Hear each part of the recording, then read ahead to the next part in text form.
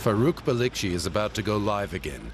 Behind him, police and army units in the city of Diyarbakir have cordoned off an entire neighborhood. Shots are fired. Dozens of fighters from the banned Kurdistan Workers' Party, the PKK, are thought to be entrenched in this area. Suddenly, tear gas is fired in the direction of the reporters, forcing Balikci to stop filming. We're just doing our job, and again they're shooting tear gas at us. I'm constantly being hindered in my attempts at reporting on what's happening here.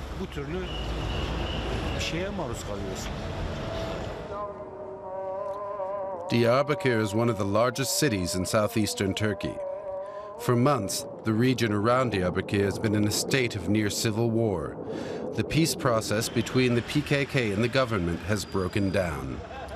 Since then, both sides have resorted to violence. Thousands of civilians have fled the fighting. Caught in the crossfire, journalists are in serious danger. Faruk Balikci has reported from Diyarbakir, his hometown, for 25 years. He says it hasn't been this bad for journalists in a long time. Broadcasters are being banned and shut down.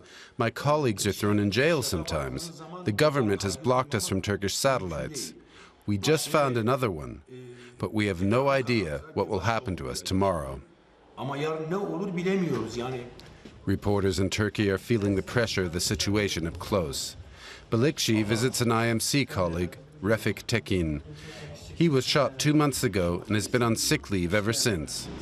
The cameraman was accompanying a delegation of Kurdish political leaders to the embattled city of Cizre.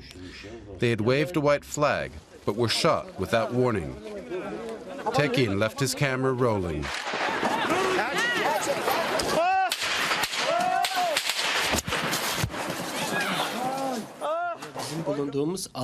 Where we were, there hadn't been any fighting between the two groups until then. We didn't just come into the crossfire. Police targeted us as reporters and shot at us. And that's what happens when Kurds and journalists are routinely referred to as enemies of the state by the government-controlled media. It makes it seem all right to kill us. Dozens of journalists are currently serving time in Turkish prisons, many of them waiting for their day in court. Faruk Balikci's employer, the IMC News Network, is now under investigation by the state. But he's determined to continue reporting on the violence and human rights violations taking place in Turkey's Kurdish region, even when fewer people are able to tune in.